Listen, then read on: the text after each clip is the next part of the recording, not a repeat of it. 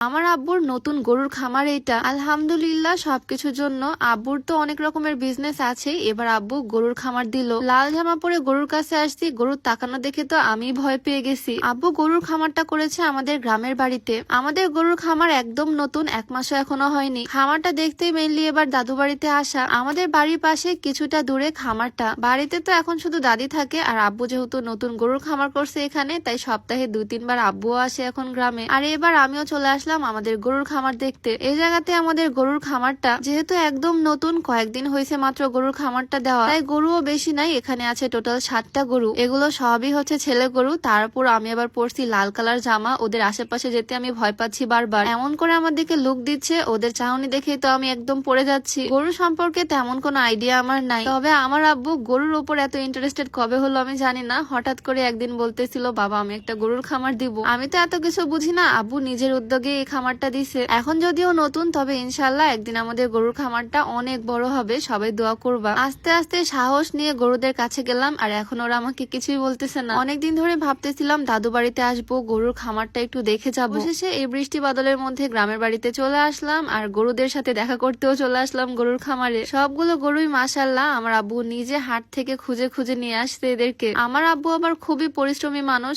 একা হাতে এতগুলো বিজনেস সামলাচ্ছে। কয়েকদিনের প্ল্যানে গ্রামের বাড়িতে গরুর খামারও করে ফেলছে। আমার আব্বু আমার ইন্সপিরেশন। আমার তো কোনো ভাই নাই, তবে আমি চাই আমার আব্বুর মতো হতে। অল্প বয়সে যেটুকু করতে পারছি আলহামদুলিল্লাহ, তবে ইনশাল্লাহ আরো অনেক দূরে যাওয়ার ইচ্ছা আছে। সবাই দোয়া করবা। যাই হোক, এইখানে যে গরুগুলো আছে এরা সবাই হচ্ছে ছেলে গরু, মানে কেউই দুধ দেয় না। যে বললাম গরু বিষয়ে আমার খুব একটা আইডিয়া নাই, গরু সম্পর্কে আমি তেমন একটা বুঝি না। তবে পাশেই আরেকটা সেট করা, এখানে হচ্ছে সব মেয়ে গরু। আচ্ছা, ভিডিওর মাঝখানে ছোট করে বলে রাখতে চাই, তোমরা যারা অর্গানিক উপায়ে হেয়ার কেয়ার করতে চাও তোমরা চাইলে এই কম্বোটা ইউজ করতে পারো। এখানে থাকছে একটা অর্গানিক হেয়ার অয়েল, যেটা চুল পড়া কমাবে, নতুন চুল গজাবে, চুলের খুশকি দূর করবে। এটা সম্পূর্ণ প্রাকৃতিক উপাদান দিয়ে তৈরি। ভিতরে শিকড় বাকড় দেখলেই বোঝা যাচ্ছে, মেথি, তিল, কালোজিরা সবকিছুই দেখা যাচ্ছে। কম্বোতে একটা হেয়ার প্যাক থাকবে, এটা মেইনলি একটা প্রোটিন প্যাক, যেটা চুলটাকে অনেক বেশি শাইনি করবে, হেলদি করবে। নীলা ফ্যাশন কালেকশন ফেসবুক পেজ থেকে তোমরা এই কম্বোটা পেয়ে যাবা। পেজটা আমি রিসিপশনে মেনশন করে দিব। ছেলে গরুদের দেখে আমি এত ভয় পাচ্ছিলাম, ওদের কাছে গেলাম, ওরা আমাকে কিছুই বললো না। তবে এই মেয়ে গরুগুলোর খুবই অ্যাটিটিউড। এত সুন্দর করে আদর করতেছি, তাও তো কাছে আসতে চাচ্ছে না। আসলে গরু এমন একটা জিনিস যার সবকিছুই কাজে আসে। গরুর মাংস থেকে শুরু করে চামড়া, দুধ আর গোবর পর্যন্ত আমরা ফেলে দিই না, এটাও কাজে আসে। এই গরুগুলো কিন্তু দুধ দেয় মাশাআল্লাহ।